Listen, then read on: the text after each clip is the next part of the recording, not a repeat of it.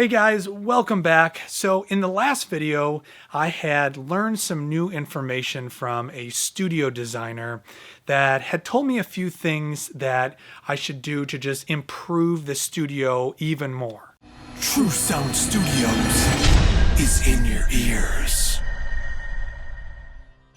So number one, he told me that the drywall on the ceiling that you currently see, that is on the outer structure, that should 100% come down because it's going to create some resonant frequencies that are not in my favor. Number two, I can take down my existing ceiling joist that I had already put up and actually gain at least 6 more inches in ceiling height, which is amazing because that also improves the cubic footage of the studio, which actually does benefit the mixing space because more air allows more of that low end to fit in and actually makes a better sounding room and have less acoustic treatment to deal with any other issues. And then number three, that I should take out the rubber that I put at the very bottom of the walls, in between the walls and the concrete.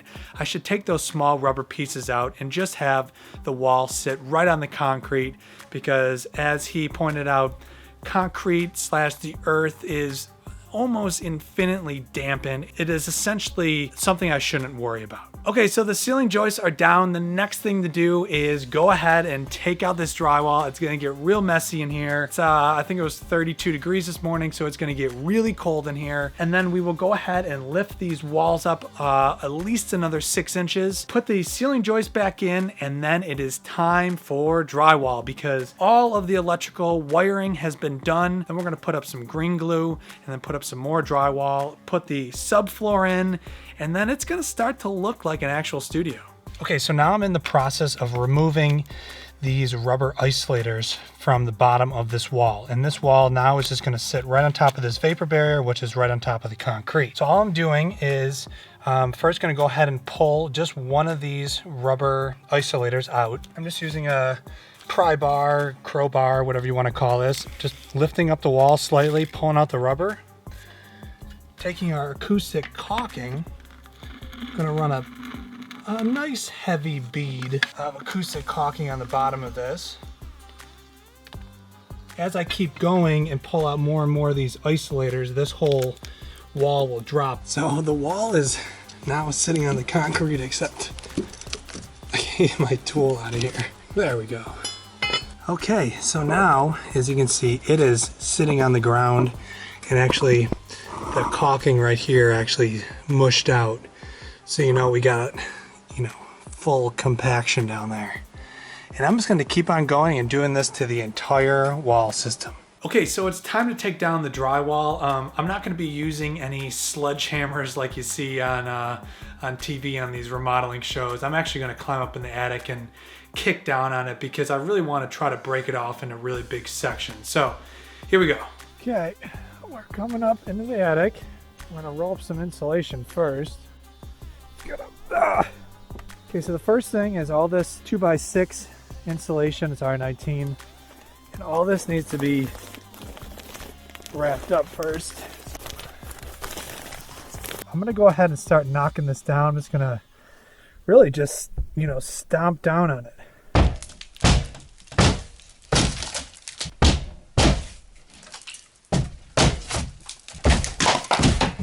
Okay, so I just got done taking down the live room drywall on the ceiling. Let me show you guys what that looks like real quick. So there you go. That is all the drywall down. I even removed all the drywall little bits that get stuck to the ceiling joists. If you've ever taken it down, you know what I mean. You can see though, all the screws are still left, and I'm gonna have to take those out, but I think I'm just gonna do that tomorrow. Okay, so that is it for tonight at least.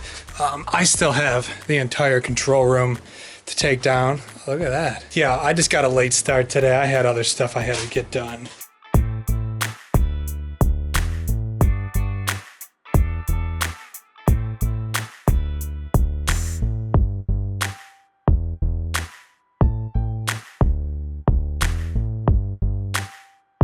Okay guys, so I just got my HVAC unit. So this is heat and AC, and it is 18,000 BTUs. This is actually like the front end of it. This is where all the air comes out of. And on the back side is the air intake. As you can see, this is a really big vent. So this is 36 inches by, I think, 6. And this is going to handle all of the heating and cooling for the entire studio. And then also coupled with this will be what is known as a ventilator. And that's how we can pull in fresh air from the outside, also exhaust stale air that's inside of the studio. So both that like live room and then also the control room. Because things are going to be so sealed up, you'll essentially starve for oxygen in there. So you have to be able to somehow pull fresh air into the room, and coupled with this and then the ventilator, I get all my heating, air conditioning, and also get the fresh air. Okay, so on today's to-do list, we're gonna go ahead and raise all the wall heights and then put the ceiling joists in so that we can get ready for drywall. I actually haven't been out here in about 4 days or so. It was my birthday. We've been trying to get the whole heating system fully running in the house because we've been waking up to like 30-degree weather outside. It's been like a high of 40 here, if you can see my breath.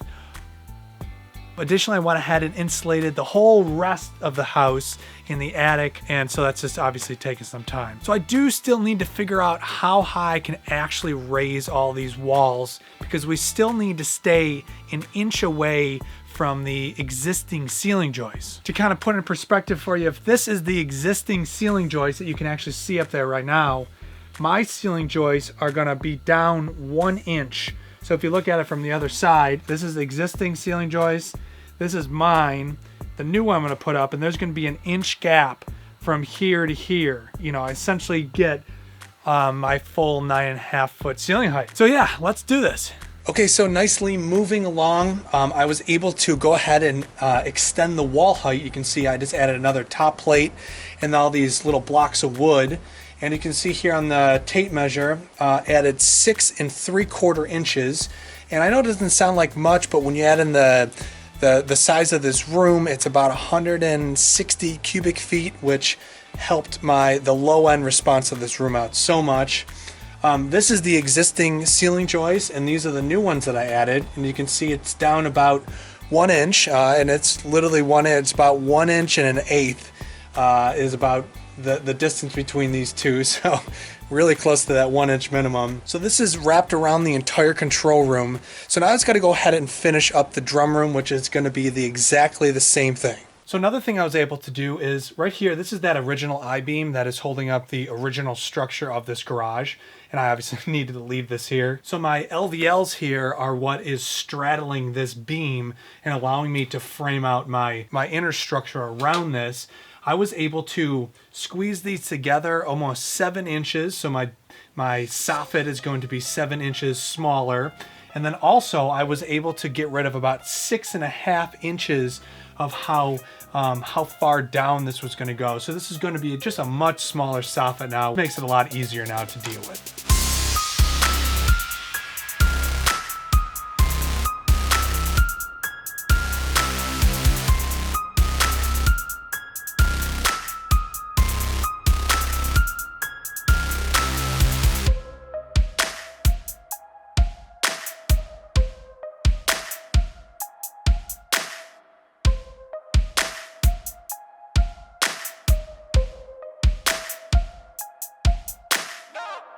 Okay, so now we are looking up at the ceiling in the control room, and that big silver unit, that's the heating and cooling unit. The lighter ceiling joists are the new ones, and the existing ceiling joists are the darker ones. So you can see this is a full 16-inch span here, but then we go right here, this is probably 2 inches, this is probably 12 inches, probably 10 inches, and then another little mini gap, but then we have another full span here. Now the reason this is important is because this is one of the areas where I'd be able to put a baffle box. Okay, so I keep throwing around this term baffle box. So if you guys haven't picked up on it, a baffle box is really just a way for your conditioned air, either your heated or cooled air, to be able to move into your space without transferring all the sound. So if you think about it, if you have let's say a 6-inch duct running through your ceiling. That is essentially a 6-inch hole for sound to just be able to easily come in and out of. So we use a baffle box. So a baffle box is a box with a bunch of different baffles or dividers in it with a whole bunch of insulation, and what happens is the air is allowed to move through this box, but the sound is eaten up / absorbed in all the insulation material. And this is how we allow our conditioned air to move in and out of our space, but obviously stop the sound transfer. So I need the full 16-inch span to be able to put that baffle box in there, so any of these areas won't work. And we get back over to here, that's an area that I could put one in, and then obviously right here, and then that's probably too close to the edge. So, you know, there's only about 5 spots in this whole ceiling, this 19-foot ceiling area, that's actually going to work out. Now I'm going to have to build these baffle boxes fairly soon because it does kind of correspond with the drywalling of the studio. So definitely not in this video, but maybe in the next video or two. I'll show you guys how to build those and a couple different designs that you can actually do. Okay, so the reframing is finally done. I raised all the wall heights, put all the ceiling joists in, and recut everything and screwed it all together, and we are golden. So the next step is to go ahead and insulate and put up the drywall. But before I can do that, because of my permits, I have to have a plumbing, electrical, and building inspection. So over the last few days, I had the plumbing, that passed, the electrical, that passed, and the building inspection did not pass. Of course, because I made these changes kind of last minute, they are not reflected on my building plans, my building permit, and because of that, I was denied. Now I have to go back to the architect, but tomorrow is Thanksgiving, everyone's off. Probably Monday, I can finally contact the architect to, you know, change up the small little detail on those plans, send it to the town, get it approved so I can go ahead and finish things up. So obviously I'm gonna end this video here. It's as far as I can go. And unfortunately, I just gotta once again just wait. Fortunately, I got some other house projects that I can do, but it's just, you know, once again, another setback. So as always, guys, you know, thank you for watching these videos. I really do appreciate it. And please, if you have any questions, you know, leave them down below. I do read all the comments. In my normal life, I would obviously answer them much quicker, but because I've just been super overwhelmed with just this entire build, including the house, you know, it's just much more difficult for me to have time to go sit down at a computer and respond back. But I promise I will get to that at some point soon. All right, guys, so I will see you in the next video. So thank you for watching this video. If you guys enjoyed this video, click that like button and consider subscribing for more content. So not only do I make YouTube videos, but I also produce tracks and I can mix and master your music. So once again, thank you for watching this video. I'm Weezna and True Sound Studios is in your ears.